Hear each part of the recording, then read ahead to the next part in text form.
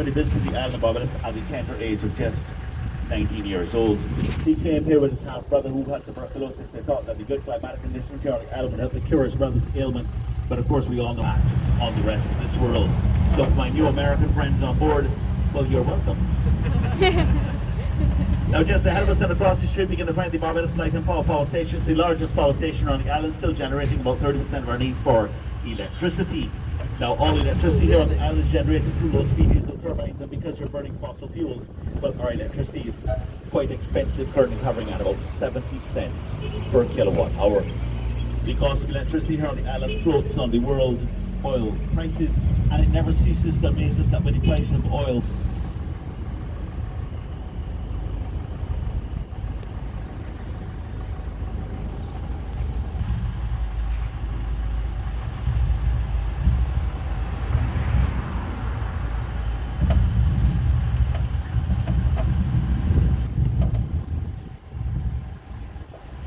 ahead of us here, and on the right hand side you're going to see a pale yellow building with a pale blue roof. And in fact, when I was growing up as a young boy on the island, well, that was actually the only way to get from one country to another was via sailing ships, so they always established the capital where the safe harbour was. But in the case of Barbados, that had not been done, as the Earl of Carlisle easily recognised that the true safe harbour here on the island will be right here in this bay. Now, after observing the Powell brothers for about 3 months or so, the Earl of Carlisle, well, he returned to England and he had a word with the King, of whom he was in very good standing with. Now, he explained all of the shortcomings of the Powell brothers to the King, and then he sought the King's permission to take over the running of the island. Now, the King listened very intently to what he had to say. He agreed with him, and he advised him to return to Barbados and remove the governor and put his own governor in place and continue on with the running of the island. Now, the Earl of Carlisle was a man of class and culture and high standing in society, so he did not wish to take the island in a violent way. So he once again returned to this island of Barbados. He dropped anchor in this bay. He invited the then governor aboard his ship for afternoon tea, and once he got him on board in typical British fashion, he put him in chains and he sent him back to England on one of his other vessels, while he remained here on the island and appointed his new governor. Now guys, in our history books, this is actually known as the Great Barbados Robbery, as the island of Barbados did not belong to the King nor to England, but in fact it belonged to that British merchant. So it was seen as nothing more than common theft, and of course, well, back then theft was something that was truly frowned upon, unlike today, where it's almost become an industry. But needless to say, the folks here on the island were fiercely loyal to the Powell brothers, and they wanted nothing to do with the Earl of Carlisle or his new governor, so those men had quite an uphill battle ahead of them in order to win the people over, but they were very clever men, and they came up with a very clever plan as to how to do so. And of course, guys, I'm going to share that plan with you a little bit later on today. Now here on the left hand side we have the Bay Street Esplanade. That is the very beautiful Carlisle Bay Beach, and one of which I would strongly recommend you guys take a stroll on before you return home, as it is by far one of the most beautiful beaches here on the island of Barbados. But of course, guys, you'll notice that the beach is quite long, so for safety reasons we have set up a few beach bars along the way so you don't die of thirst. Here on my right hand side we have the Prime Minister's offices. Barbados has its very first female Prime Minister, her name is Sophia, and in fact she's very well loved here on the island. Here on my right hand side we're also going to see the statue of Sir Grantley Adams. He was the very first Premier to the island of Barbados and the father of the second Prime Minister, Tom Adams. Now when his son Tom took power here on the island, he put that statue of his father there. He put his father's face on the $100 bill, and he named the new airport terminal after his father. Now the first two moves were not a problem for the folks here on the island, but naming that new airport terminal after his father, well, that was quite an issue for some. You see, our very first Prime Minister and father of our independence, Errol Walton Barrow, was very instrumental. We will be coming into view of the world famous Harbour Lights nightclub. Now sometimes when I say world famous, people tend to chuckle us and how can be such a small island could have a world famous nightclub. But trust me guys, when I tell you that just about every celebrity known to man has partied right there in that club, and in fact quite a few celebrities have even performed there. And in recent times we've had the likes of Katy Perry and Kelly Clarkson, and in the past we've had such greats as Bryan Adams, the Thompson Twins, Julian Lennon, and even Sting performed there, just to name a few. You can't miss the building, guys. It's coming up on the left hand side. It's the grey building with the green shutters, the Harbour Lights next up. Oh. Well. Now, just so you know, they also do a little bit of a dinner show there as well on Wednesdays and Fridays, I think. It's really good value for money. Free transportation there and back. And once you're in there, guys, it's free drinking the entire evening.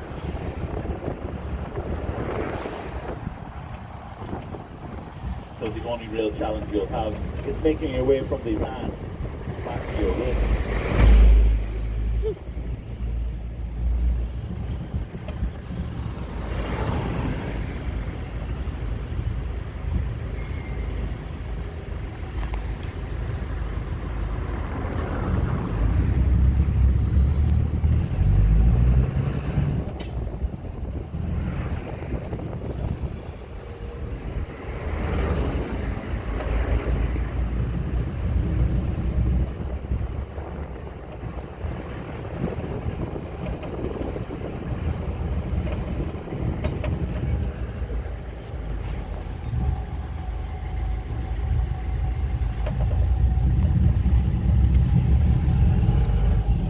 Just coming up here on the right hand side, you're going to find the St. Patrick's Cathedral.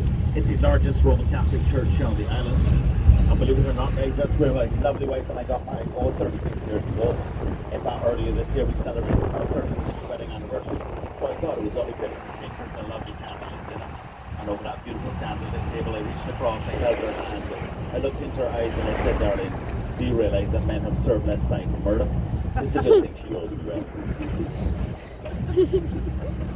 Now, just around the bend here, we're going to find Lobster Alive. It's the #1 place on the island to have a lovely lobster meal.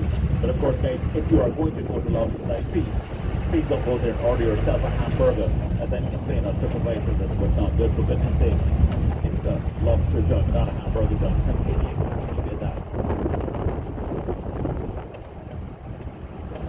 Now, just coming up ahead of us and around the bend, we will be coming into view of the entrance into the boatyard. It's a great place to come and spend a few hours and play with all of their beach toys. There is a small cover charge to get through the door, but you can get it back at the bar and the restaurant. Here is on my hand.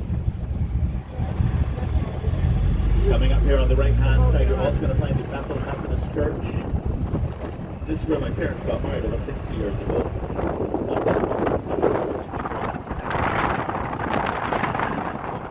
Religion, known command, is represented right here on this island. Just as many rum shops. You know, you have to balance things out. Of course, wherever you find a church, you will find a rum shop very close by.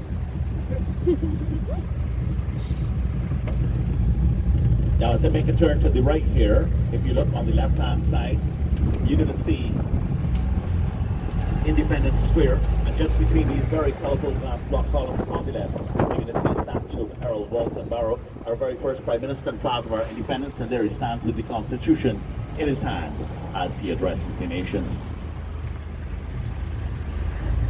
Now, guys, you're officially in our capital bridge town in the parish of St. Michael.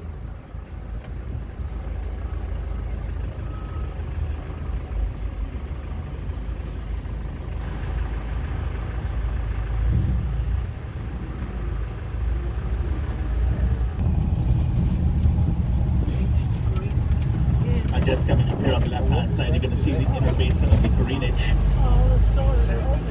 Oh, yeah. And on my right-hand side, you're going to see the Constitution River, which is fed from lots of streams and tributaries that start from the centre of the island, making their way into the Constitution River, which flows into the Greenwich and out to sea.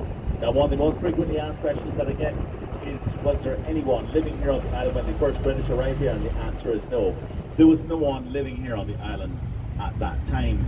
But in fact, archaeologists do tell us that there was an Arawak Indian civilization that did live on the island for some 1,000 to 1,500 years, but apparently they fled the island some 300 to 400 years prior to the arrival of the British. But when the British did arrive here on the island, they found the ruins of an old Arawak Indian bridge built approximately the same location as the Chamberlain Bridge here to my left. And believe it or not, guys, as simplistic as it might sound, well, that's a bridge down got its name. They found a bridge here.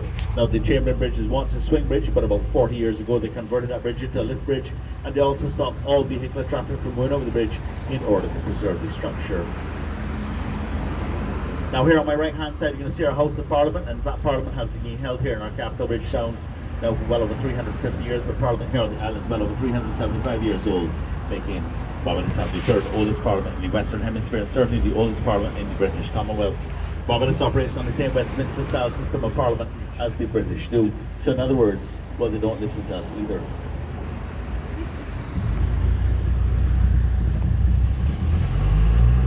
Now here on the left-hand side, you're going to find the careenage, which would have served as our official port of entry into the island right up until about 1961. Now back in the old days, the vessels would sail into the careenage. They would tie alongside and offload their goods onto hand-drawn or oxen-drawn carts. Those carts would then be wheeled into the various warehouses that you can see on either left or right-hand side of the careenage for the goods to be stored there until such time that they were taken to the various merchants around the island via train. And yes, you did hear me correctly, I did say train. And I'll be telling you a little bit more about that train a little bit later on today. Now just coming up ahead of us here and around the bend, we'll also be coming into view of our Bridgetown port. And I thought work would have commenced on that port facility back in 1957.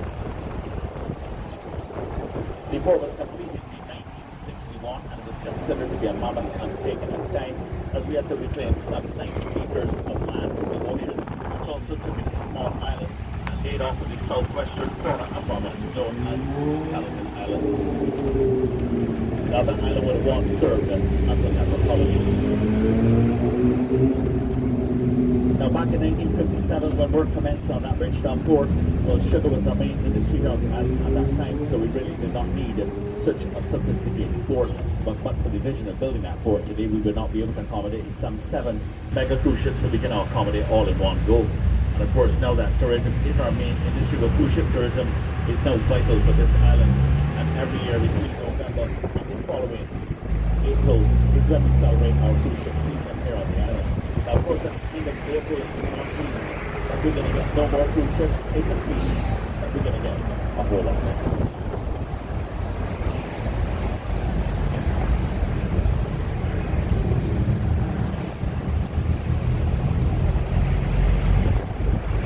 So just coming here on the left-hand side, we're going to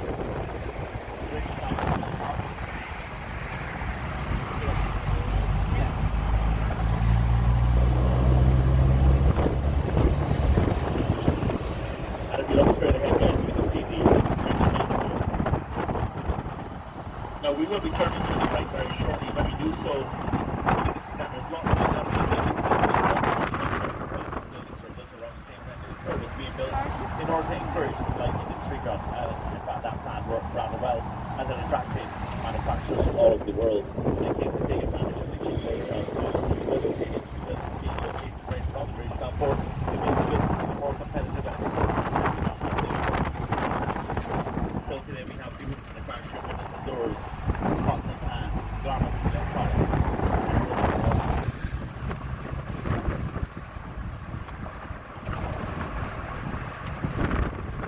And just coming up here on the left-hand side, you're going to see a large triangular-shaped building. There it is on my left. That's the bulk storage area for sugar before it's exported. And just over the top of the buildings here on my right-hand side, you're going to see some stadium lighting. Illuminate our world famous Kensington Oval. Now Kensington Oval is where many a cricket match has been won and lost, and in fact cricket is our national sport and we are very passionate about that game. Kensington Oval is also where our world famous Rihanna would have returned about 9 years ago to perform for the people of Barbados.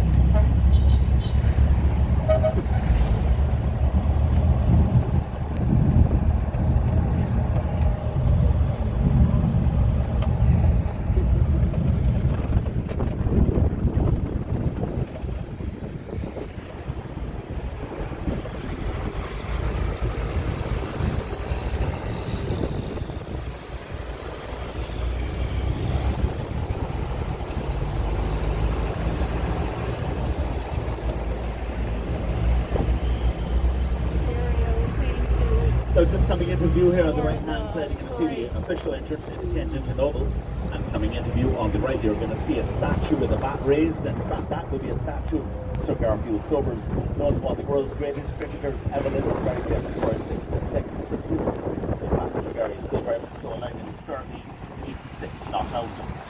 The statue behind Sir Gary will be of Sir Everton Weeks, who passed away about 18 months ago from COVID. Now, guys here on the right hand side, you're going to find Rihanna Drive. And just in case you guys are wondering why they call this particular road Rihanna Drive, it's quite simply because that's the road that Rihanna would have grown up on as a young girl here on the island. And in fact, Rihanna is a true rags to riches story, as she literally grew up on one of the poorest places in Bridgetown. And I'm not sure if you guys know this or not, but Rihanna is now the second wealthiest female entertainer in the world, second only to Oprah Winfrey. Her current net worth is about 1.7 billion US dollars. And in fact, they reckon that by the end of this year, early next year, she will surpass Oprah Winfrey's wealth. Now guys, we've just made our way onto the mighty Graina Highway, named after one of our leading Calypsonians. And in fact, this highway might not be much new, but it plays a vital role in this island's culture and history every year. You see, we're back in the slave days, our sugar cane is carved in the green jacket.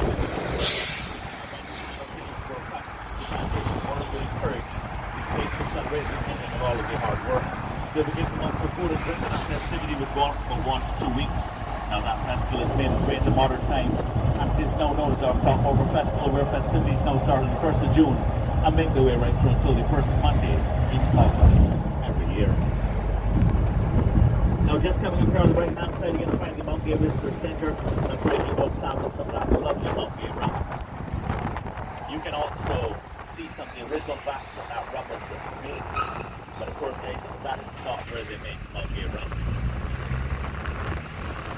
Coming up on the left hand side, you can see the very beautiful Brighton Beach.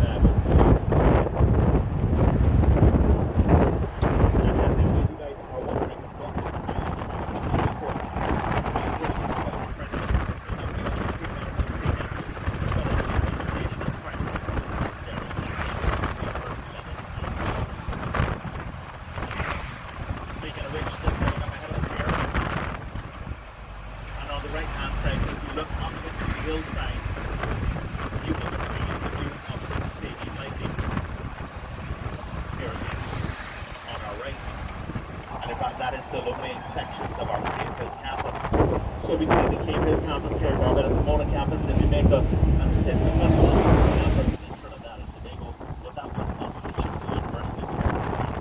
Now, depending on which study you wish to study, you may have to go to one of the other islands in order to do so. And in that guy's education is a really big deal for us here on this island of Barbados, as we both have a literacy rate of some 98%. Of course, my problem is that I come in contact with that 2% way more often than I would personally like.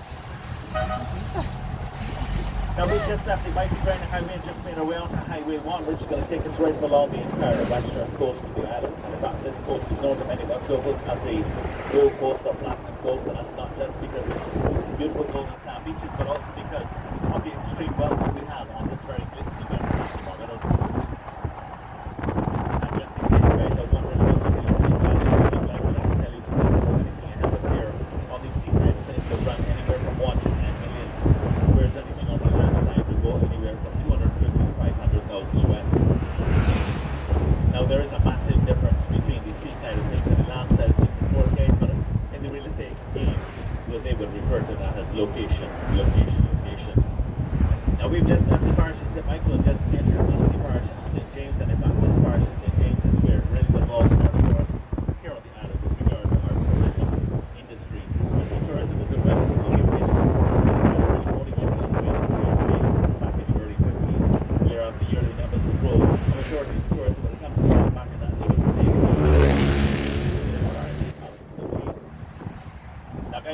notice that in between some of the lovely houses, villas, restaurants and hotels that are situated right on the seaside of things, you're going to find that tucked in between some small wood houses.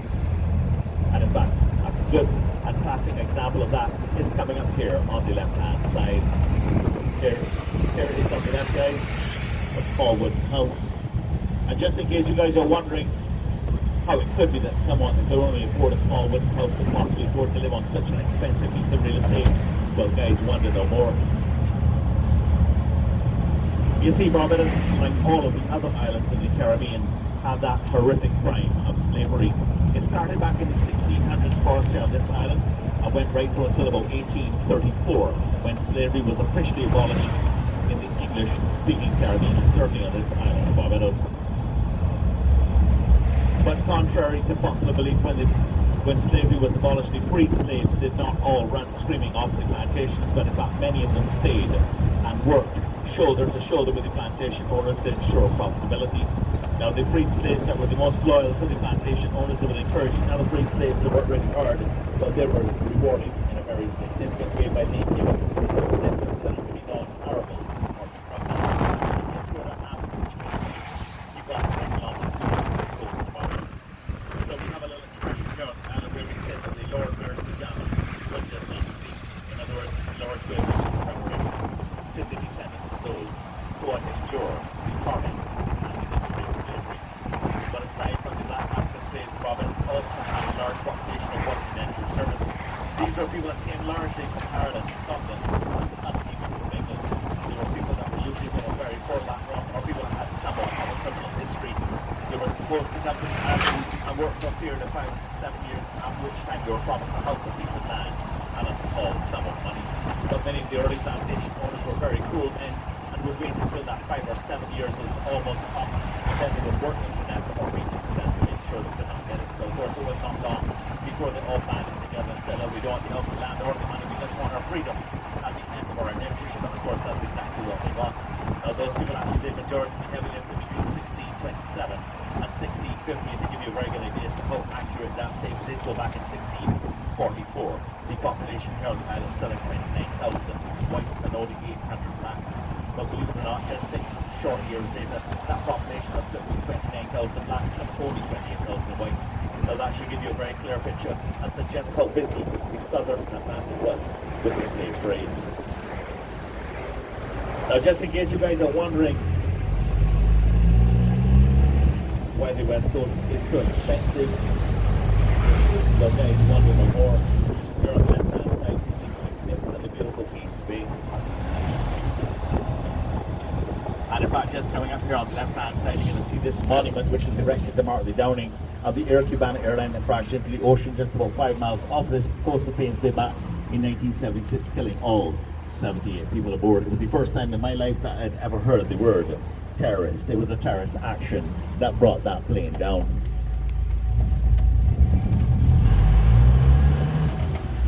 Now just coming up ahead of us here, we're going to be passing by the Queen's Bay Fish Market, and in fact as we make our way around the island today, we'll be passing by quite a few more fish markets and through several fishing villages. And just in case you guys are wondering, well, fish and chicken are the main staples for us locals, although we will also consume pork, lamb and beef, and we do grow some of each. The reality of it all is that majority of our food here on the island is important, because we're not just feeding our population of 285,000 people, but we're also feeding the hundreds of thousands of tourists that come to our shores every year as well. Now just in case we do have any Rihanna fans on board and you're wondering where Rihanna calls home when she's here, well, I'm just about to show you her place. But of course, when Rihanna first gained her fame and fortune, well, she would come back to Barbados on quite an often basis and stay at some of the island's top hotels, but this got very old very quickly for her, as the guests of those hotels would harass her for an autograph and the staff would spy on her. So it was not long before Rihanna decided to buy herself a place that she could call her very own. Situated on the very first lot of the Sandy Lane estate, a very appropriate name is One Sandy Lane, is where you're going to find a rather palatial style building, and within that building you're going to find Rihanna's 7,000 square foot condo.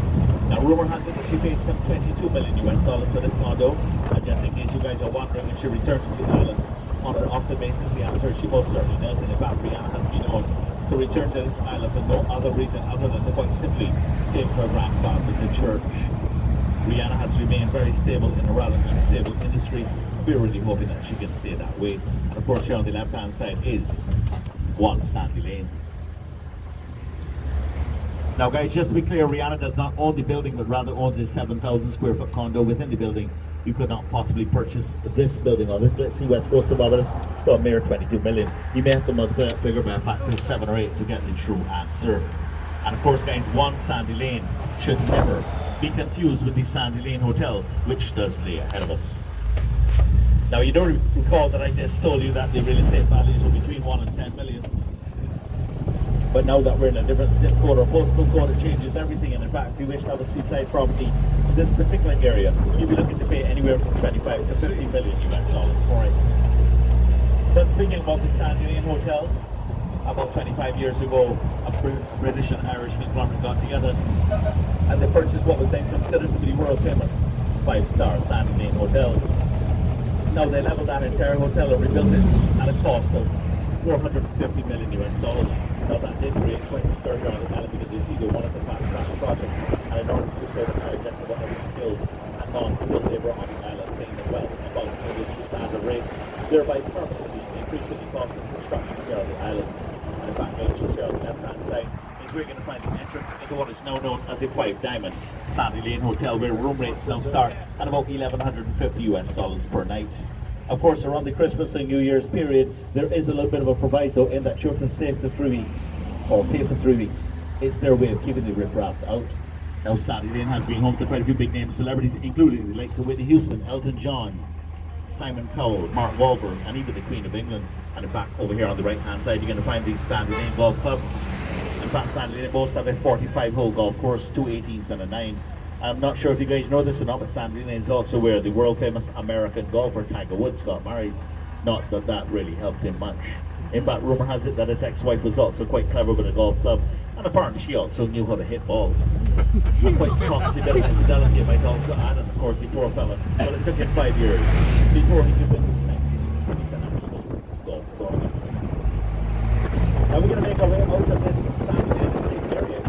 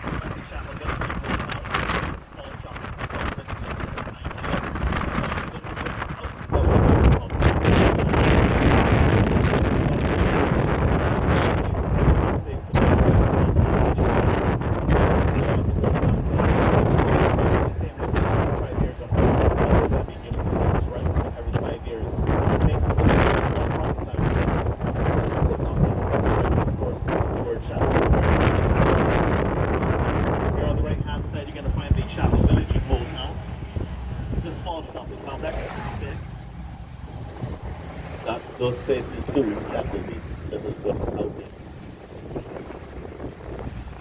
Now just coming up here on the left hand side, you're going to see some mid-coloured buildings. That would be the Old Town Station and the Magistrate Courts here in Old Town. And just coming up ahead of us here and on the left hand side, you're going to see the Old Town Monument, which is in 1905 marked the very first settlement here on this island of Barbados. Here is on the left hand side the Old Town Monument. Now just coming up ahead of us here, we're going to find the Lime Grove Shopping Mall. This mall was erected about 14 years ago to attract the mega wealthy tourists that stay on this very glitzy west coast of Barbados. And in fact, within the walls of the Lime Grove Shopping Mall, you'll find just about every brand name known to man. It's a great place to take your significant other, particularly if you like to soften up their credit cards. Now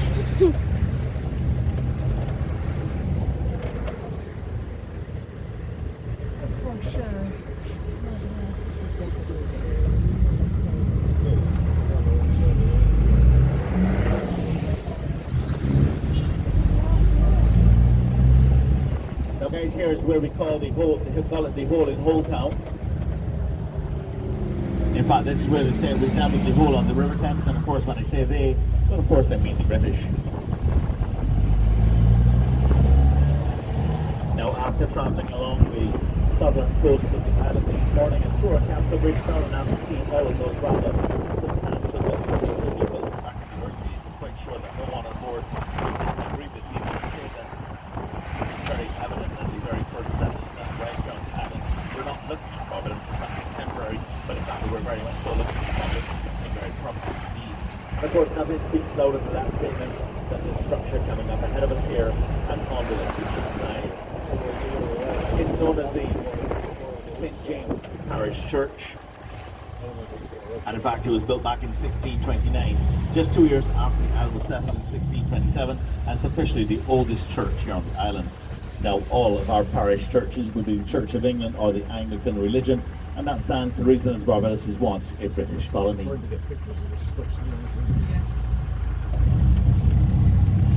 Now coming up just ahead of us here, we can be passing by the Folkestone Park and Marine Reserve. It's a great place to snorkel on the reef and wreck and swim with the turtles. And just coming up ahead on the left-hand side, we're also going to be passing by the Coral Reef and Quality Club hotels. These are the two oldest hotels on the west coast, established back in 1952. Now we say tourism is a relatively new thing for us here on this island of Barbados. Now coming up ahead of us here and on the right-hand side, there's also a road that will take you up into the Royal Westmoreland and Sugar Hill area. In fact, guys, in that area, we're going to find a home to quite a few big name celebrities, including the likes of Steven Seagal, Wayne Rooney, the footballer, and even Sir Cliff Richard, that's the name of you. Here on the left-hand side, you're going to find Heron Bay, which belongs to JC Bamford from JCB Tractors in London. And in fact, he's only here for a few weeks of the year, and the rest of the time he rents it out to such notables as Tony Blair, Bill Clinton, Ronald Reagan when he was alive, and even Mick Jagger, just to give you a few names that you might be more familiar with. Of course, the many people who are not famous. But to give you a very good idea as to how confident people are in investing in this island, well, just remember here, you have what was once known as the Glitter Bay Hotel, but today it's just known as Glitter Bay. You see, just to say that that hotel will look so much above the air property, the level going on the beach, and built himself a mansion. In fact, you can see the top of the mansion as you look through the gate, and it's 4 nights situated here on my left-hand side. But he was a very clever guy, and he decided to keep this wing of the hotel for many of the guests that would come and stay year after year, giving himself a revenue stream, as well as a place to put his friends and family when they came to visit, because who the heck will want your friends and family in your mansion? Certainly not me. Now, one of the most frequently asked questions I get is, people do ask me all the time, the names of the celebrities that have been to the island in the past. And of course, the easiest answer I can give is just to tell you that just about every celebrity known to man has visited this island of Barbados at one point in time or the other. And about what celebrities love for this island is that Barbadian people tend to be very proud people, and therefore we do not get very easily starstruck. In other words, guys, but we don't chase behind celebrities begging for the autographs, and therefore they tend to mix and mingle very freely with us here on the island. And to give you a good example of that, goes with us here at the Lone Star Restaurant, a boutique hotel is where you're going to find the likes of Steven Seagal dining on a Friday evening when he's here on the island. But of course, this is not the thing that's been going on for many years. In fact, just ahead of us here at the St. Francis Catholic Church is where you can find the likes of Harry Belafonte, Joan Collins, Ronald Reagan and his wife Nancy, Dean Martin and Frank Sinatra worshipping on a Sunday when you were wrong, and just the name of you. And in fact, they said it's Frank Sinatra donated the organ to that church. Now, many of those big name celebrities will come to Barbados upon the invitation of yet another big name celebrity. Her name was Claudette Colbert. She was a very beautiful American actress that acted in lots of movies back in the 30s and 40s, but apparently when she got into the 1940s, well, she started to suffer very badly with depression, so she decided to leave her own acting career. She took a trip to Barbados and said it was the only place on earth that she did not feel as depressed, so she bought herself a house here, and this is where she remained until her dying. Now, Claudette Colbert, of course, ambassadors, as we all know where celebrities go, and the celebrities want to go, of course, wherever they go, the fans want to go as well. And of course, guys, speaking speaking about celebrities, well, just here on the left-hand side is where you're going to find what is known as Crystal Springs. And this is where the very famous Oprah Winfrey stays when she's here on the island.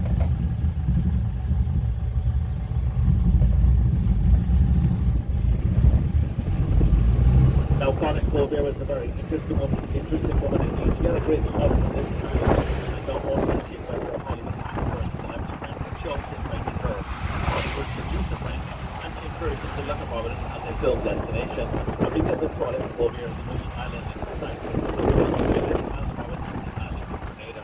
Now, that movie starred Harry Belafonte and Joan Collins. They debuted in 1957, and it was a rather controversial movie when it came out. But welcome, watch it. Of course, we guys would like to find that movie. It really is quite simple. All you need to do is just jump onto YouTube and type in Island in the Sand, and there it will be. You'll all be very fascinated at how good the movie is and how good the quality of the movie is as well. And of course, if you want to watch that movie, guys, please step up to the red car with the one stop from. That car is known as the Center of Lands, and it actually belonged to my dad. He had rented it to them to make that movie. That movie making didn't end there, and in 1974, yet another movie was made here on the island, known as The Cabinet Scene. Now that movie starred Julie Andrews and Omar Sharif, and once again, guys, you can find that movie on YouTube. Coming up here on the left-hand side, we passed by the Milton Eiffel Fish Market. And of course, guys, over the many years, many scenes from movies, soap operas and series have been filmed right here on this island. And in fact, just last year, we had the Outer Banks series filming here on the island. And in fact, guys, they're back again this year filming yet another season here on the island. And in fact, we should be passing by one of their sets just a little bit further along. Now, when Connie Colbert got into her latter years, she made really good friends with yet another American woman that was living on the island. That was neither rich nor famous. In fact, she asked that woman to do her a very special favor. She wanted it if she passed away here on the island, that her remains be taken back to America to be buried. And in fact, when she did pass away, her friend honoured her wishes. And to her friends' delight, when they built this red, Connie Colbert had left her friendly house here on the island. Now, because she was neither rich nor famous, she put that house up for sale immediately for $2.6 million US. A few years later, the house changed hands for $7 million.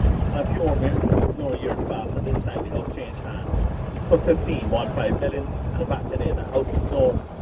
It's the oldest, well, they've been known with Midwestern American couple, Stuart and Ellen Horish. Now, I have first to give you their names because I know you're not going to know who they are, but Stuart Horish is actually a wealth management kind of guy. So if you have a couple of £1 million or US dollars kicking around, he'll be happy to manage your money for you and make you lots more. His personal net worth is about $330 million US, and he's very well respected in the American investment community. Now, guys, movie making didn't end in 1974 either, and in fact, just about 7 years ago, yet another major motion picture was filmed here on the island, known as Vigilante: The Crossing. Now, that movie debuted in Hollywood, then Atlanta, New York, Canada, and then at the Cannes Film Festival in France. And I'm very proud to tell you that my daughter, Melissa Milana, played the leading female role in that movie, and she's soon to be nominated for Best Actress in a Leading Role at the Reader Awards here on this island. Now, one of the most frequently asked questions that I get is, do we have any private beaches here on the island? And the answer is there's no such thing as a private beach on this island. All of our beaches, without an exception, are all public, because all of our beaches are public. We do not permit topless or nude sunbathing. Just ahead of us here, we have a beach which is known as the Island Beach. For some reason or the other, it's the one beach on the island where the tourists seem to think that they can go topless. So I'm going to ask the gentlemen on board to be respectful towards your ladies and not look just in case there are any topless girls on the beach. But of course, if there are any topless girls, I'll be sure to let you know, because of course, well, I'll be looking. Here it is, guys, beautiful Mullins Beach. It's a small beach, but quite pretty. A bit early for the topless girls, I think. Now, guys, we are officially in the parish of St. Peter, and in fact, just coming up ahead of us here, we're going to see what is known as St. Peter's Bay. It's a condo project where you can actually purchase a condo for about $2.7 to $2.9 million US. That, of course, does include the Berkeley, New York, and the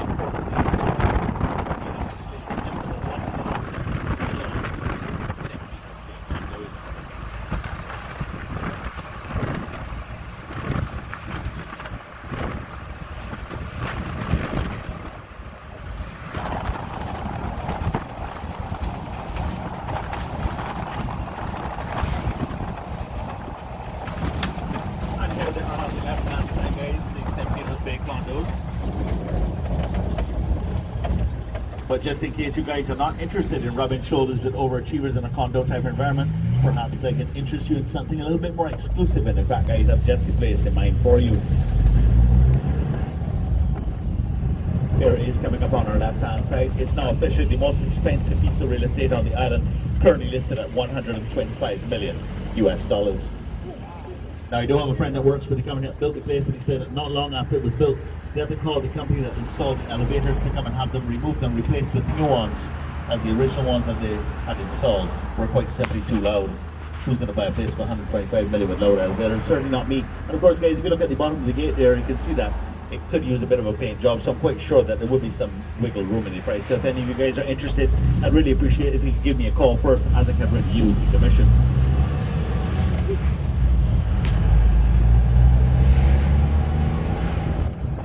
Just coming up ahead of us here on the left-hand side, we will be passing by the house which is known as Ballerine. That's the house that was once owned by Cottage Cove there. There it is on the left-hand side, the very beautiful Ballerine. But of course, guys, you really can't see the house from the road because of the massive wall around it. But what I can tell you is that behind that wall is one of the most gorgeous homes you could ever want to see, with some of the most immaculate grounds. In fact, something you could expect to see only on the cover of a magazine or in a Hollywood set. And just in case you guys are wondering how I would know what it there looks like, but that's a whole other story that I might share with you a little bit later on today. But first, guys, I'm going to take you on a little bit of a voyage through this lovely Spikes town of ours, once known as the capital of Barbados, and in fact once very fondly known as Little Bristol because of all the trade that Spikes town did with Bristol, England. And in fact, guys, at one point in time this island was known to many as Little England, and once considered to be more important to England than England itself. And of course, many by British guests refused to believe that that could even be possible. Guys, you have to remember that back in the 1600s and 1700s, well, England was the superpower of the world, and they wanted to dominate the New World. And in order to do so, they needed a very strategic location from which to do that from. And believe it or not, Barbados was that location. You see, a lot of people do not know that in order to get to the New World, you have to first sail south from Europe, which would take you to Africa. Once you got to Africa, you would then sail across the southern Atlantic, which would take you to the Caribbean island chain. You would then sail north through that island chain, which would take you to the North America, and then from North America back across the northern Atlantic in order to return to Europe. In other words, guys, the winds go in a sort of a clockwise direction. They're known as the trade winds. Now, if you look at the Caribbean island chain as it falls from Puerto Rico right on down to the twin island nation of Trinidad and Tobago, you'll see that to the west of that island chain, you'll find the Caribbean Sea, and to the east of that island chain, you're going to find the Atlantic Ocean. Now, guys, I don't want to burst anyone's bubble or anything, but Barbados just so happens to be 100 miles to the east of the Caribbean island chain, and therefore, technically speaking, but we're not situated in the Caribbean Sea, but in fact, we are surrounded by the Atlantic Ocean. But we do refer to our west coast as the Caribbean side because it is the side that faces the Caribbean island chain, and because it's also on the leeward side of the island and therefore sheltered by the island, it can often fool people into thinking that they're swimming in the Caribbean Sea. Now, that 100 miles that we are away from the other islands might not sound like much distance to you, but it actually turned out to be quite a great deal of distance, considering the fact that there were vessels back in that day. You see, the vessels from back in that day, they had what is known as a full-length keel. Vessels that have a full-length keel, but they do not sail well into the wind.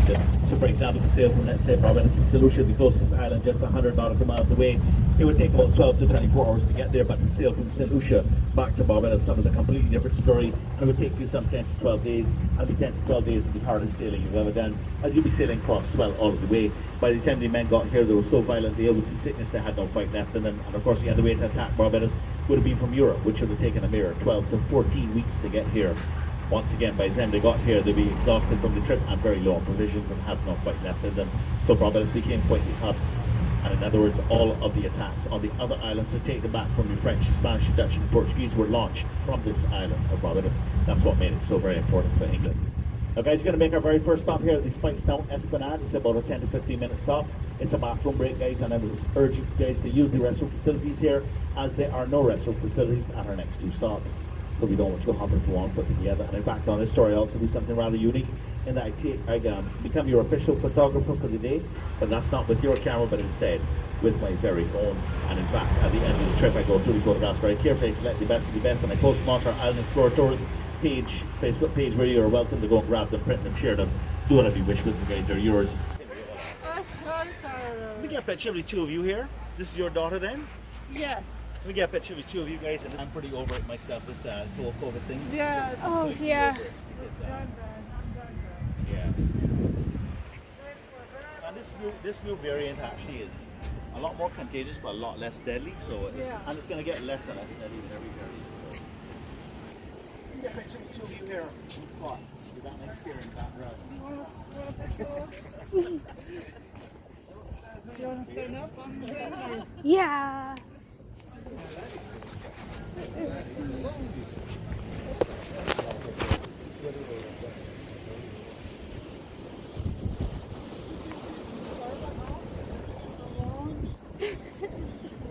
I don't know that Barbados would be where We're going to. Wow.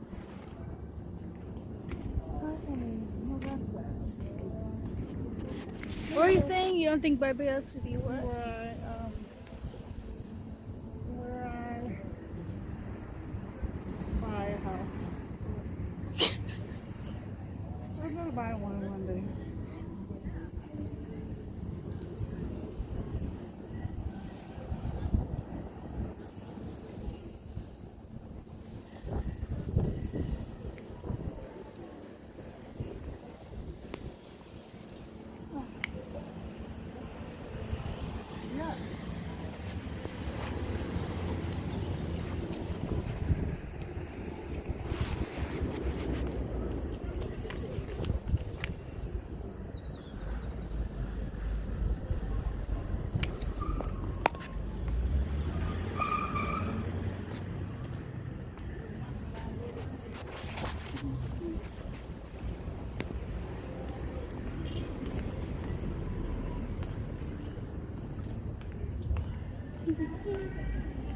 He says the same thing over and over and over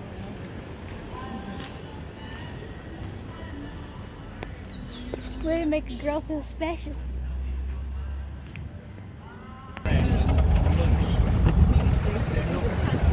Alright guys, we're just coming up ahead of us here. We will be coming into view of some very interesting trees. These trees are known as mad shield trees, and in fact they have a red flag painted around their trunk.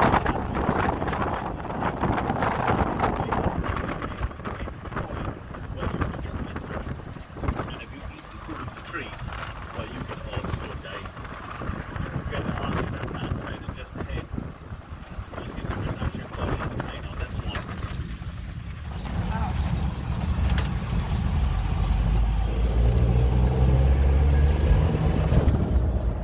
And of course, talking about interesting trees. Well, if you look behind us, you're going to see that there's a tree that has a root system hanging from its limbs. That tree is known as a bearded fig tree, and in fact, it is the tree responsible for giving this island of Barbados its name. You see, the island of Barbados was actually first discovered by the Portuguese in the 1500s. Now, they charted the island and gave the island its name, calling it Los Barbados, the translation being the bearded one. But quite curiously, they never laid claim to the island, which was quite common to be done back then. So when the British arrived here in 1605, they realized that the island had been charted a name but not claimed, so they laid claim to the island in the king's name. They dropped the Los and kept the Barbados, and that's how we have our name today.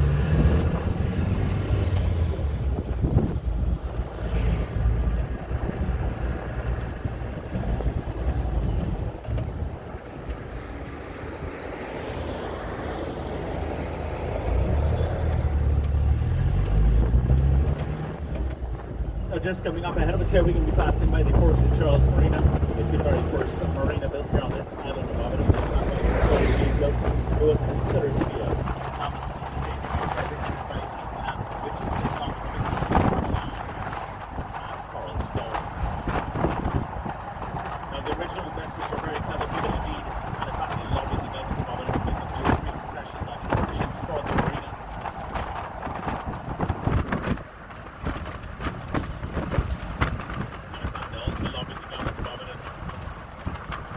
To give anyone who bought a condo here at Port St. Charles 2%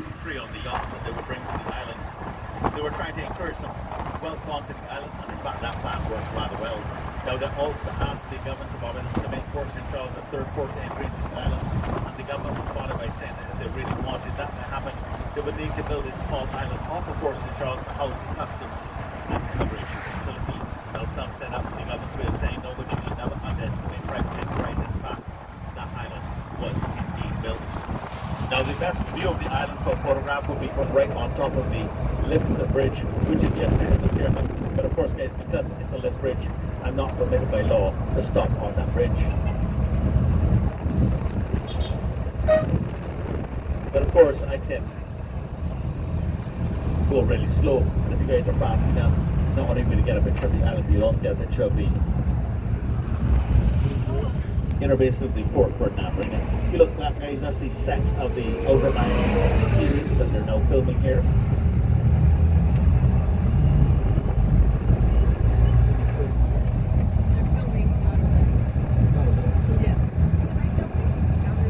So if you point your cameras to the left and back, you're going to see the small island that houses the customs and immigration facility. There it is. And guys, here on my right hand side, you're going to see the inner basin of the Port Ferdinand Marina. And just in case you guys are wondering what a condo at Port Ferdinand would cost, I can tell you they start at about 2.25 million. But because I'm quite friendly with the owners, they tell me that if I have anyone on board that's interested, that there will be some wiggle room in the price. So you guys can let me know how many you'll need later on today. Now just ahead of us here we have what is known as Six Ments. It's a small fishing village in the back. I'm not sure if you guys have been to any of the other islands in the Caribbean, but if you have, you may have noticed that the architecture of our fishing vessels is quite different from what you'll find in the other islands. In that our vessels tend to be very beamy or wide with big bellies and cabins, whereas the vessels in the other islands tend to be long and skinny with no cabins. Now the reason why our vessels are shaped the way they are is because we do lots of fishing for flying fish, which does require that we send our vessel driven many miles off the island with a sticky bait basket hanging on the back. As the flying fish come to that basket, you net them and bring them on board, and of course the bigger belly on the vessel keeps it more stable in our rolling seas. Now just ahead of us here we have what is known as Rupert's Fort. It's a small fort that helped us protect the island from back in the day, and today it is all part of the Little Good Harbour Boutique Hotel and Spa, and of course Fish Pot Restaurant, which I tell everybody is situated in the ocean. And you guys can let me know whether I'm right or wrong as you look through the door here on the left hand side. A great place to come and have breakfast, lunch or dinner. Good food, good service, very friendly staff. And of course, guys, you'll never beat the ambience. Now, I do recognize that the Fish Pot Restaurant is quite far away from where you're all staying, so should any of you wish to return here for dinner, well, I'd be very happy to bring you here for free. Once, of course, you will buy a dinner for my wife and I. Now, just coming up here on the left-hand side, you're going to see a clump of trees at the side of the road here, and in fact, under those trees is where I usually take my first rest when I'm cycling around the island, which I usually do during the February or March months with a very good friend of mine from Vancouver, Canada. And back in my younger days, my older brother and myself, but we represented this island of Barbados internationally in cycling.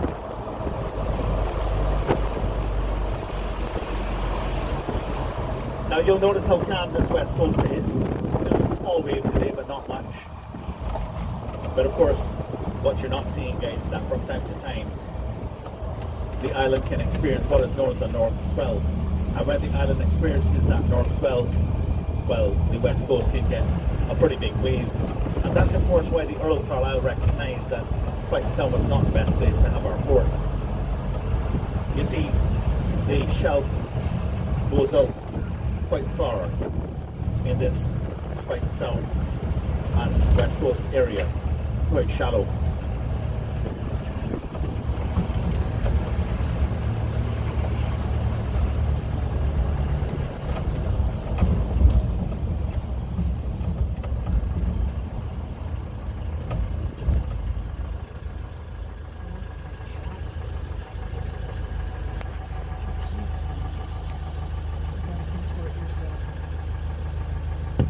Alright guys, now here on the left hand side you're going to see a very interesting tree. That large green leaf. And if you look up at that tree there, you're going to see some large green fruit. In fact guys, what you're looking at there is a breadfruit tree. And just in case you're wondering what a breadfruit tastes like, but it tastes very similar to an English potato. And pretty much any way you can cook a potato, you can cook a breadfruit in that you would peel it and then boil it, fry it, mash it, bake it. It's delicious. Now the breadfruit tree was brought to the Caribbean all the way from the Pacific Islands to be used as a cheap food for slaves, and we're really glad that that happened, because today the breadfruit tree is celebrated throughout the Caribbean. Like I said, guys, the shelf that goes out here on the west coast is very shallow for quite a distance out, and therefore any big swell that comes in turns into a wave. Whereas in Carlisle Bay, it's shallow very close in, but it gets deep very quickly, which is very good for a port, because if a big swell comes in, it remains as a swell and does not turn into a wave. So of course, the Earl of Carlisle kind of right now they call it, but it's kind of very wrong. Now we just left the parish of St. Peter and just entered into the parish of St. Lucy, our most northern parish. And remember this morning I told you Barbados has a very different history and a very different geography to all of the other Caribbean islands. And in fact, what makes this island very unique is that Barbados is one of the very few islands in the Caribbean that was formed through the shifting of tectonic plates and not through volcanic activity. Now the formation of Barbados took place in 3 different stages, with the eastern side of the island rising out of the ocean first, then being followed thousands of years later by the south and the north. Now because of the drastic amount of time that transpired between the rising out of the ocean of the eastern side of the island and the south and the north, well, the eastern side of the island has a very different geology to the south and the north, and in fact Barbados is about 85% coral and about 15% clay. The majority of the clay is on the eastern side of the island, so you guys have been for a bit of a treat. Our one cement plant here on the left hand side. And in fact, guys, I often tell my guests that if you fell asleep at the back of the Land Rover when we left Spikestown and woke up at our second stop, which is going to be on the northeastern end of the island, you would swear black and blue that I had taken you to a different island. The landscape is so very different.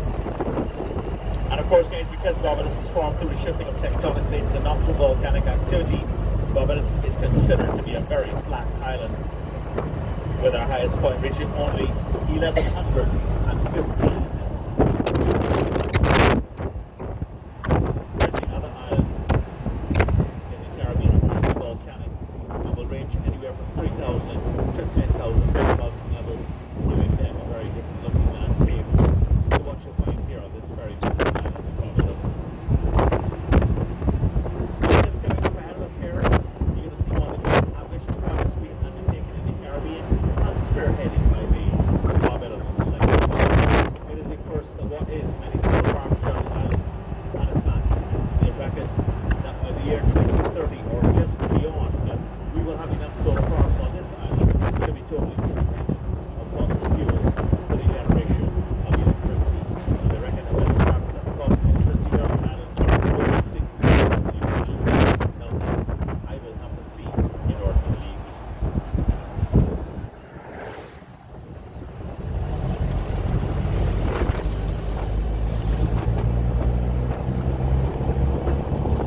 Now we can't possibly miss the project, guys, because just over here you're going to see 4 chimneys, and that's for the 4 low-speed diesel turbine generators that were installed last year to supplement the needs for electricity to the north of the island temporarily until we get our solar completely up to speed.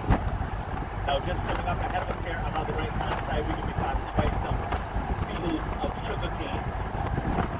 And about when sugarcane is harvested from a cutting, it takes about 12 to 15 months to reach full maturity, after which time it's then harvested and let it go back on its own.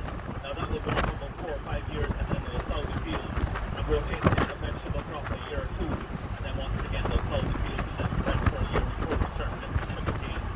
It takes about 10 to 12 tons of sugarcane to make 1 ton of sugar, and this island of ours is currently producing just under 10,000 tons of sugar per annum. Coming up here on the left-hand side, you can see the St. Lucy's Parish Church. And in fact, guys, this church is a very well attended church indeed. And in fact, guys, all of our churches here on the island are very well attended, as Barbados is still considered to be very much so a Christian nation, where we still believe that God created man and not the other way around.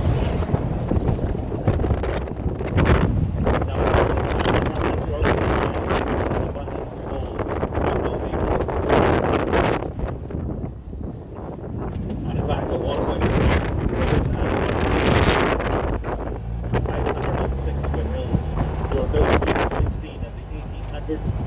were used to grind the sugar cane down into a juice. Now in the early days, that juice would be boiled up into a sort of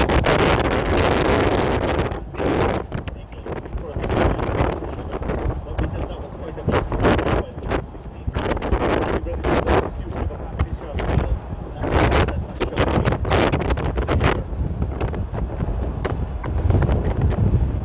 Now those windmills remain quite relevant right up until about 1947, when the last windmills in spring sugar cane from the island. In fact, guys, you're going to get a chance to see that same very windmill a little bit later on today.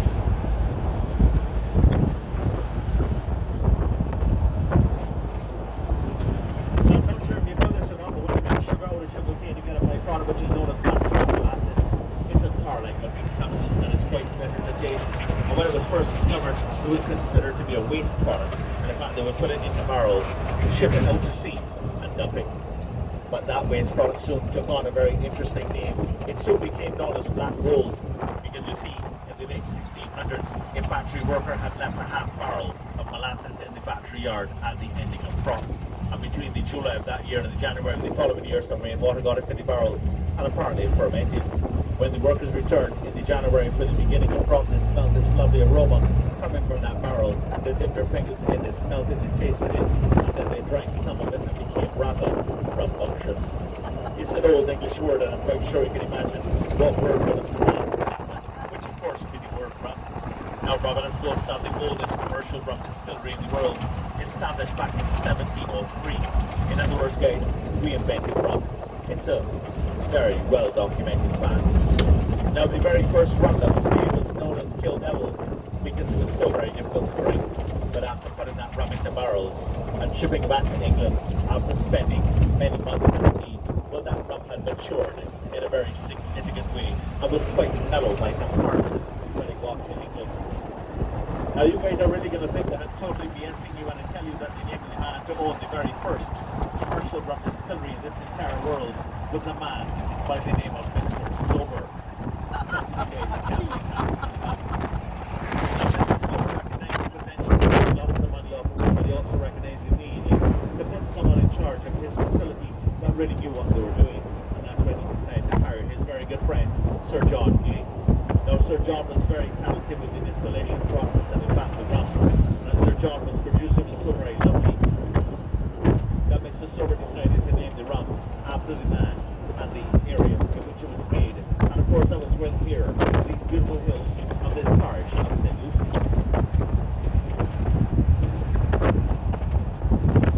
And I'm not sure if my British friends on board know this or not, but back in the 1600s or 1700s, well, anywhere in the 50s, was considered to be a mountain by the British.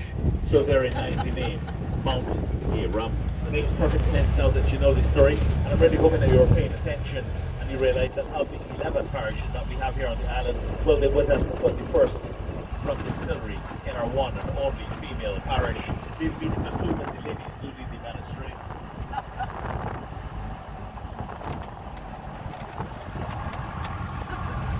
Now, one of the questions that I get quite often is people do ask me if we have any wild animals here on the island. And the answer is, well, we most certainly do. Aside from myself, of course, we have the Asian grey monkey. This monkey is about the size of a large domesticated cat. It's a medium to light brown in colour, with a round face and a long tail. They call it the grey monkey because the colour of their skin on their lower abdomen is a bit of a really thin or huge bit.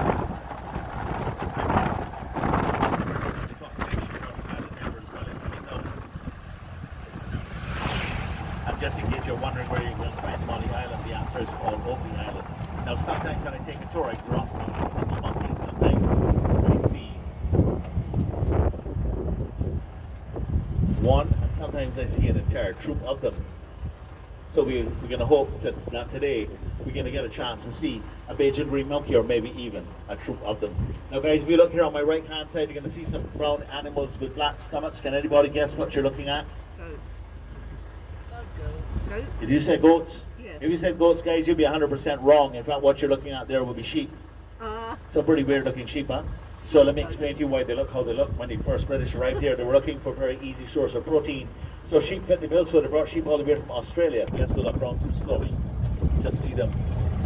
So guys, if you do hear me shout mongoose today, and you really are keen in seeing what one looks like, just look straight through the windscreen as quickly as you can, and you will see one coming across the road. Now they do look much like a ferret or a weasel. They're a medium brown in colour, and they're extremely fast. And of course, when it comes to snakes, well, full disclosure here, guys, over the many years, we have had a few snake sightings on the island. Mostly grass snakes, tree snakes, and the odd constrictor. But that's not because they're indigenous to the island, but the fact that they made it here in ships from England, South America. But I'm going to show you that the only kind of snake information like to be a dead one, in fact, as soon as they're sighted, and of course, another bit of snake trivia for you guys. If you look up the world's smallest snake, you will see that the world's smallest snake is known as a thread snake. Now the thread snake will grow a total length of about 4 inches or 10 centimeters. It looks more like a worm snake, and in all of my life living here on the island, I've actually only ever seen 2 of them. They're not poisonous in any way, and they're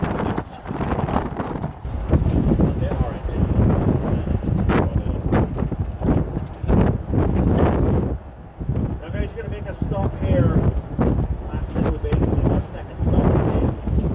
And I just love to bring my hands to this area because it really gives you an opportunity to see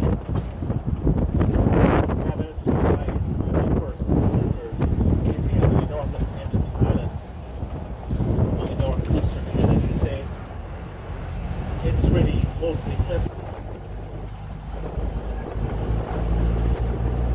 And the coastline is pretty much not developed in any way. And there's a good reason as to why that's so, and I'm going to share that reason with you when we get there.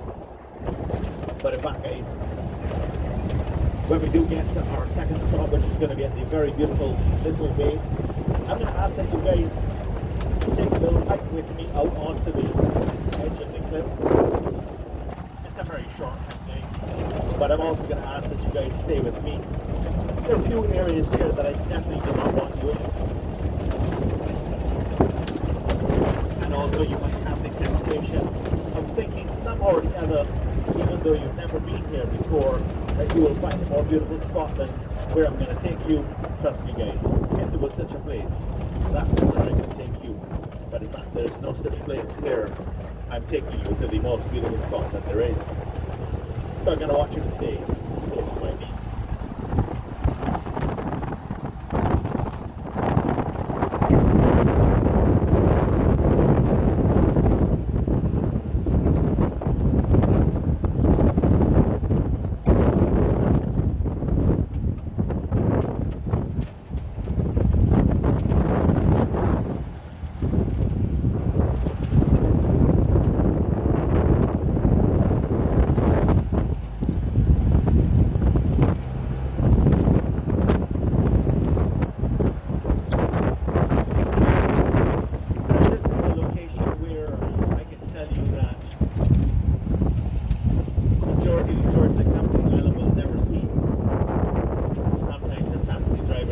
Tourists here, but it's quite rare. And sometimes tourists do find it on their own, but it's not one of those tourist kind of spots. It's one of the hidden gems that we have here on the island.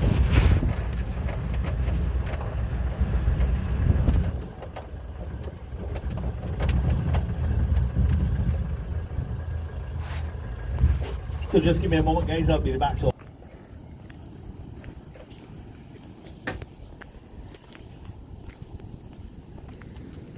Questions?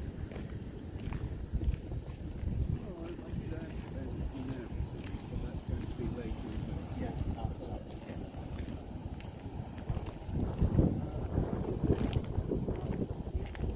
Beg your pardon? No. That's just double stuff. Beg your pardon? Yeah, just this, you're trying to like have lost certain bubble.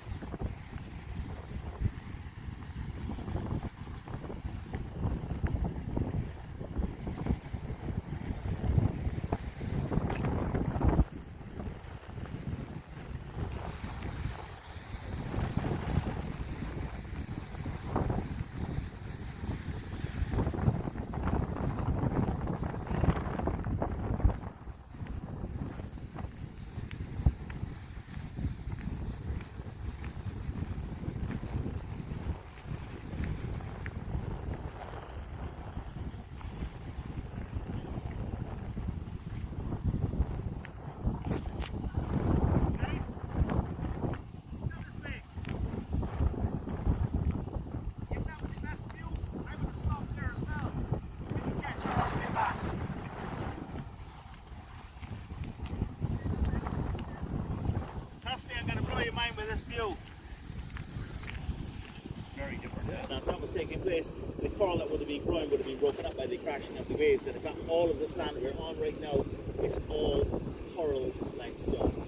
Now, guys, if you want, you can take a small sample with you, and if you put it in a solution of 50% water, 50% bleach, and you hit it with a toothbrush every day for about 7 days, it will turn lily white. Well, that's the first you ever want from Barbados, a piece of rock. We call Barbados a rock, so you can say, well, a piece of rock. Come and say, guys, come and say.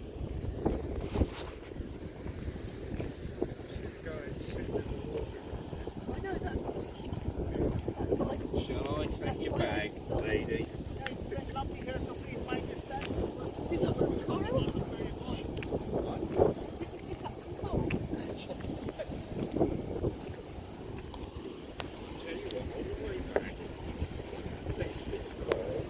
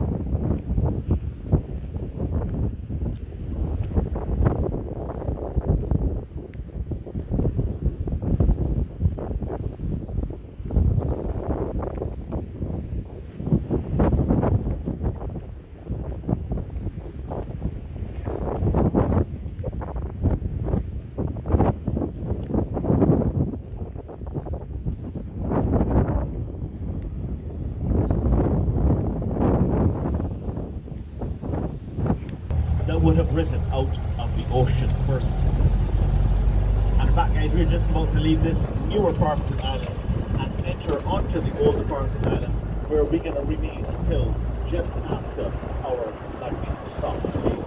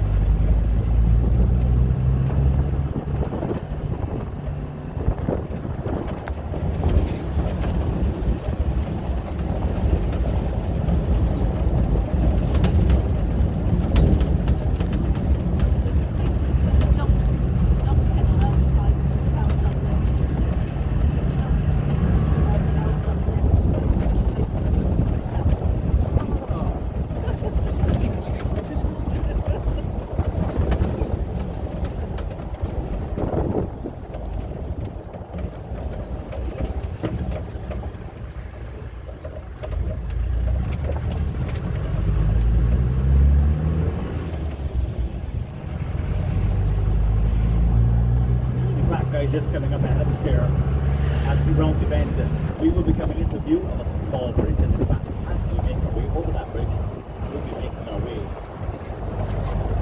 out of the newer part of the island and onto the older part of the island.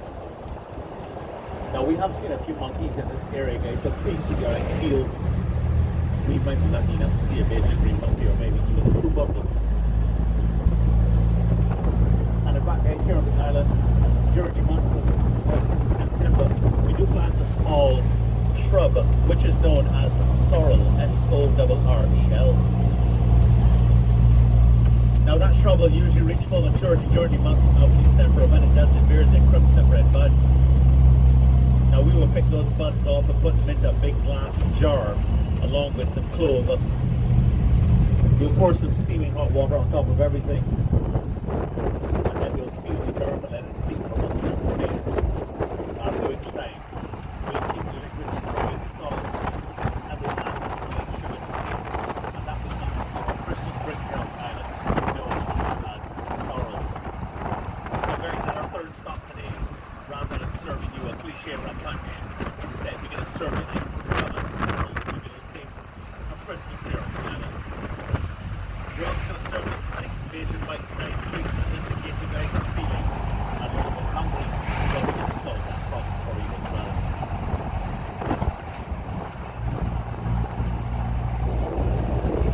Now, I would like to talk a little bit about rum. You see a lot of tourists that come to the island think that the rum that we have here on the island, the Monkey rum, and of course Wild Monkey rum, is a beautiful rum and very well known all over the world. It is certainly not the only brand of rum we have here on the island. We have loads of other brands, including Old Brigand, Cockspur, ESA Field, Alanaka, Dorley's, Special Barbados, Plantation, and even Nicholas Abbey rum. But of course, what all of these distilleries have in common, each and every one of those distilleries, you will have what is called as a master blender.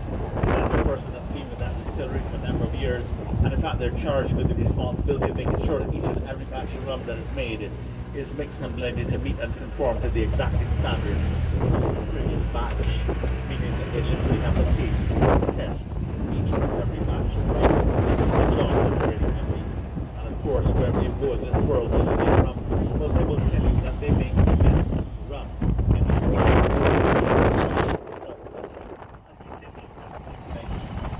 But of course, there is a little bit of consideration and other rum distribution like this here past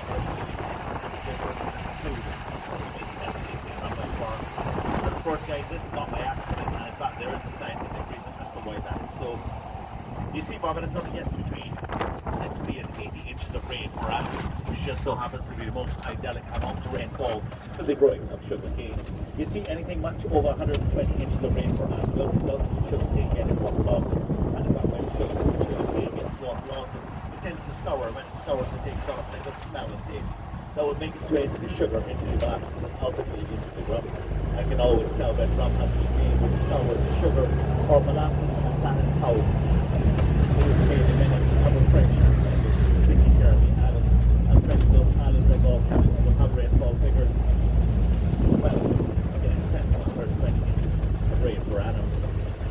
trust me guys when I tell you I'm more than qualified to tell you that we make the best tasting rum in the world. After all, I have consumed quite a bit of it myself.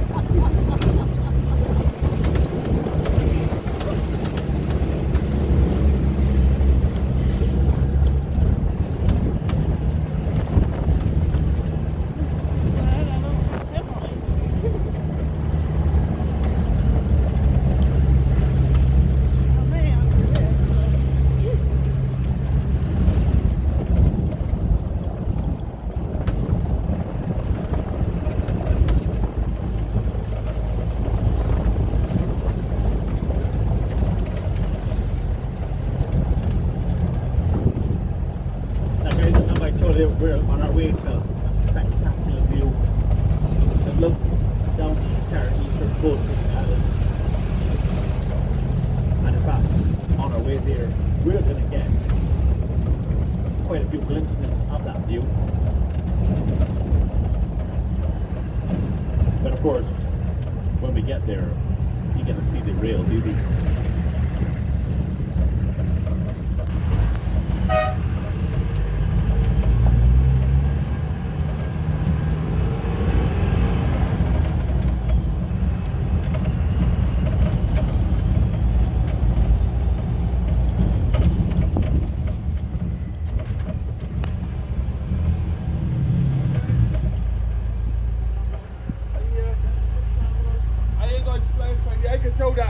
I want to roast some breakfast for these people. I can do that, man.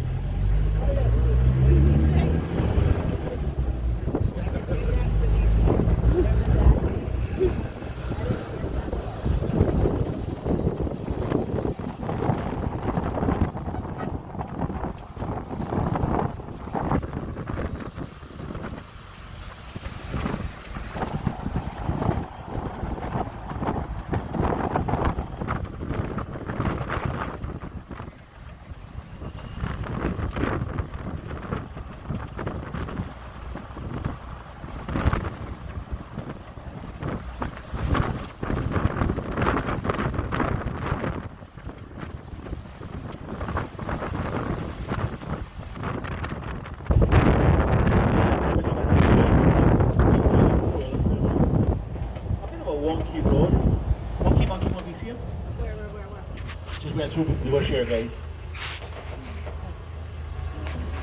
Did anybody see that monkey? No. Anyone saw him? Literally just go through there. Now, if you see him there, you might see one coming behind him. So as we roll forward, keep your eyes back. Look back, guys. You might see one coming across because where you see one, you usually see another. Like deer. That's sometimes how it goes, guys. Sometimes you just run across the road in front of you like that. Look, ahead of us, guys. There's a tree in front and the monkey is in a tree. Oh, I saw that one, yeah. They can't miss it. He's here in this tree. Right in the tree. Several of them, actually. See? See him? Yeah, a couple of them. There's 2 or 3 of them. Yeah. Wait, don't go. And a cat in the tree as well. I want the cat. Cats. Not one, 3 cats in the tree, believe it or not. They're up top. I can see the cats. Over there. They're over there. Up the top. You should get a picture of the cats as well, guys. I got it. Did you? Because I can't see the How monkey. cool is that?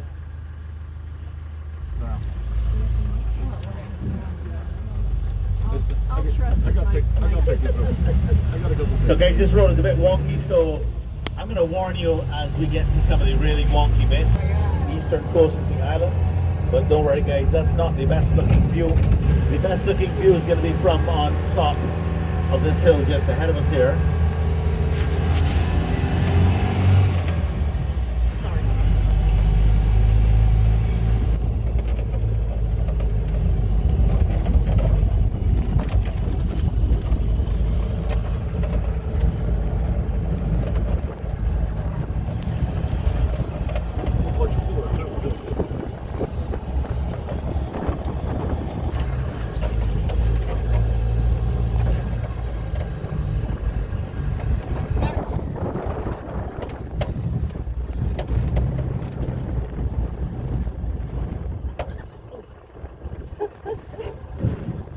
Alright guys, now just give me a moment, I'll be back to open up for you very shortly.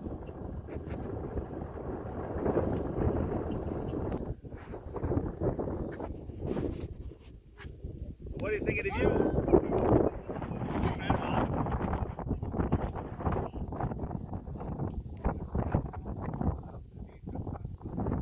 There you go. So guys, what you're doing is you're standing here looking right down along the entire eastern coast of the island. We are about 700 feet above sea level at this spot here in Cherry Tree Hill. Now that last little piece of land poking out in the distance there would be the most easterly tip of the island. And in fact, on a very clear day, you can actually see the East Point Lighthouse from here, but it's not that clear today, so we're not seeing it. But starting on the beach here with the coconut trees, that beach is known as the Morgan Lewis Beach, and to the right of that mountain, that beach that runs along there is known as Lakes. Now you will notice that there's a road in the distance there, and that road will take us along what is known as the East Coast of Catwash area. The second cove down will be Mashua, that's where we'll find our surfing capital, and the third cove down will be Martins Bay, and that's where we're going to have our lovely lunch today. Now these beautiful hills you see in this area is actually known as the Scotland District. That's because many of the white indentured servants that came to the island were arrested in Scotland, and when they saw these hills they said it reminded them of the hills of Scotland. And of course the Scotland District would be located in the parish of St. Patrick. No, that would be absolutely St. Andrew, named after the patron saint of Scotland. Now guys, you'll see there's a quarry here, and that's where we get all of our materials for making that Portland Rain Cement. And just over here on the left hand side you can see there's a small body of water. That's where we get most of our construction or building sand from. This is the only windmill that's still standing on the island that has its wheelhouse and arms intact. And in fact guys, if you look at the base of the windmill, you're going to see that there's a caged area, and in that caged area there is a blue mechanism, and that's the mechanism that was used to grind the sugar cane down into a juice. But of course what you're not seeing is that next to each one of those mechanisms in every one of the windmills here on the island, they always kept a razor sharp machete just in case anyone's hand got caught in the machine. They would take the hand off rather than have the whole body drive through the machine. Of course health and safety back then was not the same as it is today. Now this windmill worked right up until about 1947. It was the last windmill to grind sugar cane here on the island, and between 1994 and 1999 it was lovingly restored and funded by Mr. and Mrs. Derek Smith, who were the owners of the Sandgreen Hotel. And in fact up until about May of last year it was a fully functional windmill, and from time to time they would give demonstrations to school children and to tourists.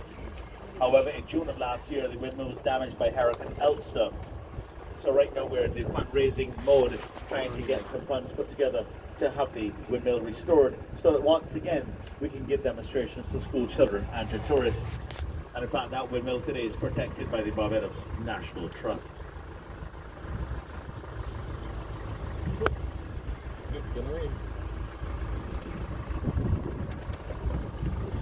And of course guys, that brings me to the question that I get quite often. People will ask me if we have a hurricane season, and the answer is we most certainly do. In fact, the hurricane season starts on the 1st of June and makes its way right through until the last day in November every year. And because we have a hurricane season, well, many of my guests think that we must get hit by at least 10 strong hurricanes every year. But in fact guys, that's not true at all. It's not Barbados, it's so south and so far east that we rarely ever get hit by a major hurricane. In fact, the last major hurricane which would have been back in 1855. Now Hurricane Janet was a Category 3 hurricane back in winds of 120 miles an hour, with higher gusts causing millions of dollars worth of damage here on the island.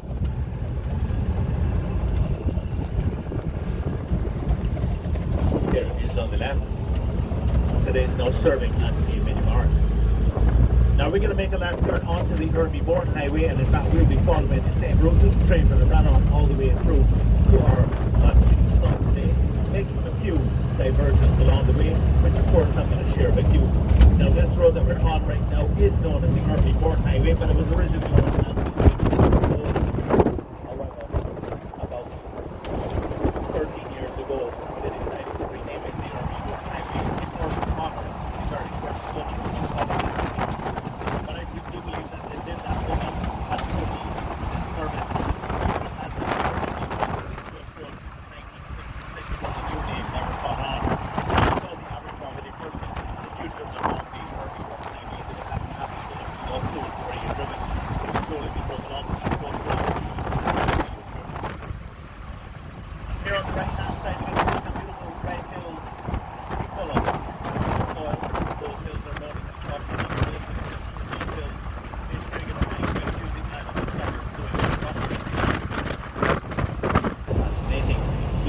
geologists tell us that over the course of many hundreds of thousands of years, these silt that would have washed over the Amazon would have drifted along in the ocean and settled in the area. Barbados, when the shifting of tectonic plates occurred, you would have pushed that silt up into the air, thereby creating these very beautiful hills. Here on the left-hand side, you can see a very beautiful ocean of what you would have seen on the south or the west. Take note that the colour of the sand here has a bit of a light brown colour to it, and that's because of the heavy influence of clay on this eastern side of the island. But don't be fooled, that sand is for the most part coral stone sand. In fact, the rocks in the ocean, they are for the most part coral stone rocks as well. Now that brown stuff on the beach, guys, is known as sargassum seaweed. It's a problem that we've been having now for quite a long time, but as we've seen this same issue, I might want to sit back for a minute. It never ceases to amaze me. I'm just so funny you make that is. Hey guys, we have a 4x4 tour coming this way, so let's make some noise. Let them there. Ready, guys? I could see her thinking for a little while, and then she looked at me and she said, well, wouldn't it be sad if only one of you made it? I said, yes, that would be very sad indeed. Now, guys, we're going to make our way from this cattle washing area that we're in right now over into Bathsheba. But you see, guys, when they discontinued the train here on the island, well, they did not take the road straight on through. As you will know, trains don't do hills. So in order for us to get from Everfront into Bathsheba, we're going to land a little bit. But that's okay, guys. Let us give you a chance to see just a little bit more. This is the buffet. And if you look very closely at the actual fruit, you'll see it has more of a squarish look to it, and it's a lot thicker and longer than a banana. Now, as you make our way down the hill here, guys, it does not matter which direction you look in. Regardless of whether you look behind us, in front of us, to the left, or to the right, no matter where you look, you're going to find a breadfruit tree. On this eastern side of the island, we have an abundance of these breadfruit trees.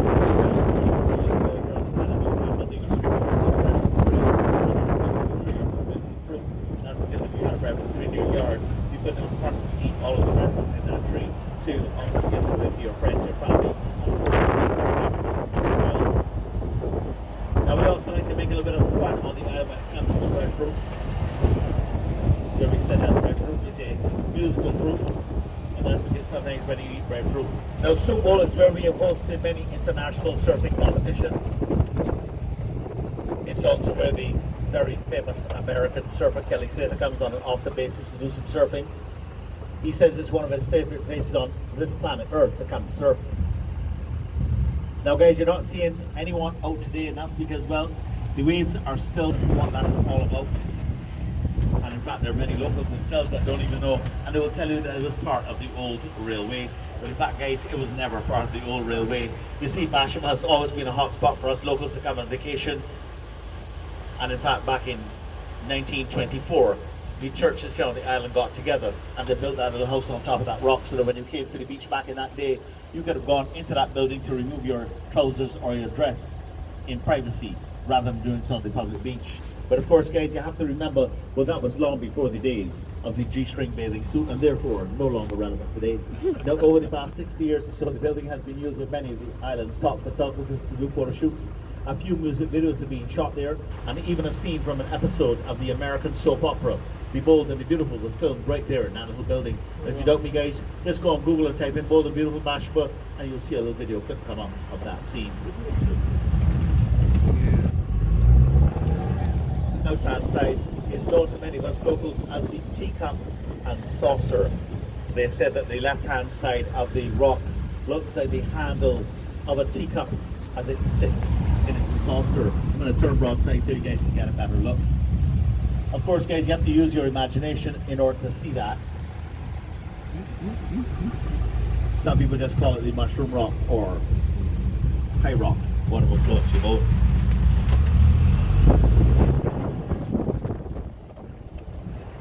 And of course, guys, talking about using your imagination, but when we were in Cherry Creek Hills, I did serve you nice rum and sorrel, because I wanted you guys to sample some of our lovely Barbados rum.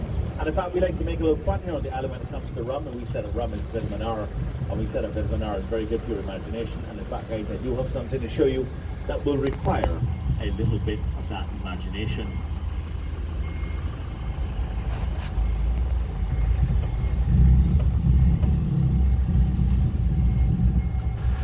There's a frog looking out to sea. Oh, yes, okay.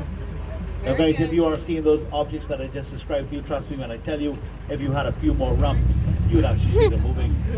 Believe me when I tell you, I've been in that condition on a few occasions. Telling you the story.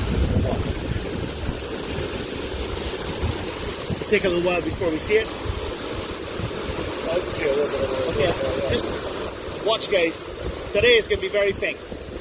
Just wait a second, because right now we have some waves coming in. When it settles, you're going to see it's going to turn pink. When it just got here and looked down at it, it's really pink. Okay, hang on.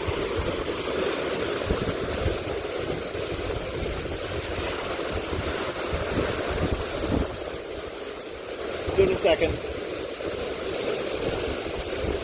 We have waves coming sets, so you'll see.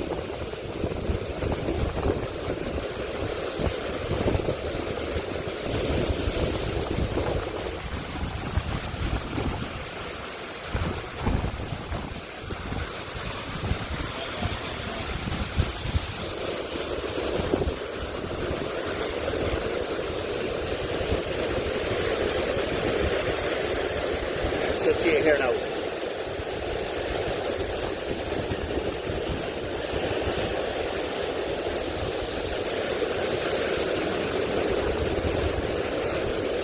Okay, there we go. It's going to just pull right away and you're going to see whole areas of turn pink. Watch it. Boom. How cool is that, guys? Wow. Beautiful, huh? And that's why the colour of the ocean in this area is the colour that it is. Now this beach actually sustained a substantial amount of damage during Hurricane Elsa. It's been very badly eroded, and I've seen that happen over the many years, which it takes about 2 to 3 years for it to come back. And when it does, it will actually make its way out halfway out to where you see that rock with that undercut. It actually comes pretty far out, the beach does. I have photographs on my phone, I can show you what the beach looked like just a couple of years ago. So, I have another landmark. I'm not sure if you've seen this. Is there anything else here that you've seen? What's that? You stand right here and look at that rock. It looks like a face. Somebody laughing. It does. You see it? It does, yes. And there's a rock down in Martin's Bay. It looks like a Congo eel. Wow, nice. Yes. You see that?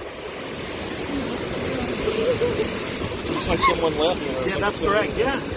I mean, it's amazing what nature can do, huh? Oh, yeah, absolutely. Now, guys, you can actually take a walk when the tide is really low and the beach is a little bit fuller. You can actually take a walk to what looks like the end of the beach. But in fact, when you get to the end of the beach, what you're looking at is the face of a cliff. And within the face of the cliff, there's a bit of an alcove. And if you walk into the alcove, you can see it right down to the front of the rock, which is actually big enough to walk right through it. And the first 4 or 5 steps, you're going to be a little darker. But after that, 4 to 6 steps, you start to look at quote unquote like you're going to be nothing. And it takes you into a huge cavern. And in that cavern, there's actually a big hole at the top of the cavern which allows sunlight to cascade through. However, since COVID has come together, all plans for expansion have been put on hold until we can see what is happening in this pandemic.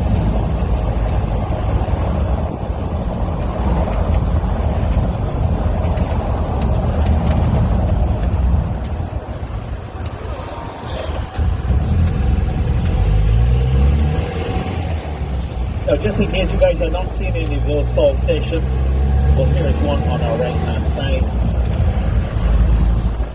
And just to give you a good example of how rich people get a whole lot richer.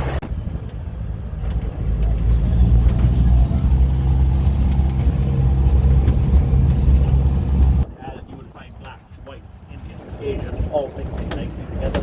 That's because they're all successful. And likewise, if you went to a dance hall party, well, you'll find the same mix, but of course, that's because they have a lot less money. And of course, the two groups never mix. Now, Newcastle is interesting because that's also where Rihanna's father grew up as a young boy on the island. And in fact, he was born to a white man and a black woman. His name is Ronald Bentley. He's a very handsome, brown-skinned man with hazel green eyes and a personal friend of mine.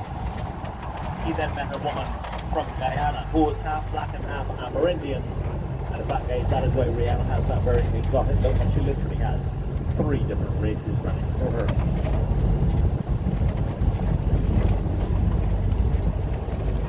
Now here on the left hand side you're going to see 3 crosses that were erected by the owner of the plantation.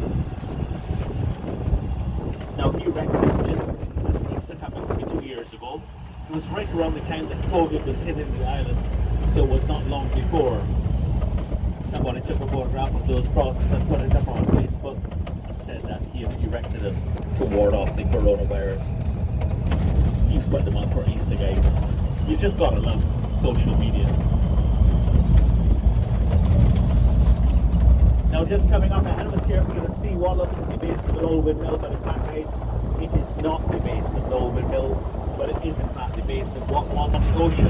It's about 7 times long. Now in fact, we can find quite a few beach houses. In fact, these are homes that are locals and they're vacation homes. In fact, when the owners are not using them, they'll rent them out to other locals and sometimes tourists as well. Here on the left hand side is the entrance into Bath Beach.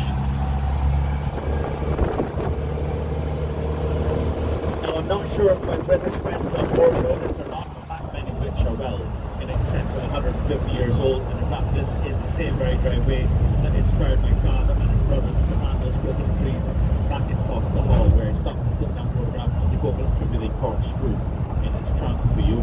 Now my recommendation for a photograph of this driveway, guys, would be a vertical shot in black and white, and yes, you did hear me correctly, I did say black and white, guys. Just try it and see what I'm saying. You'll find it's a very nostalgic looking shot. In fact, one of our guests took one of those shots, and when he got back to England, he printed it on canvas, hung it on his wall, and he says that every time people come to his house, they always ask him questions about it.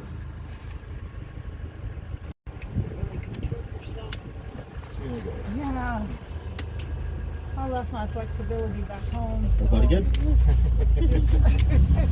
Sure.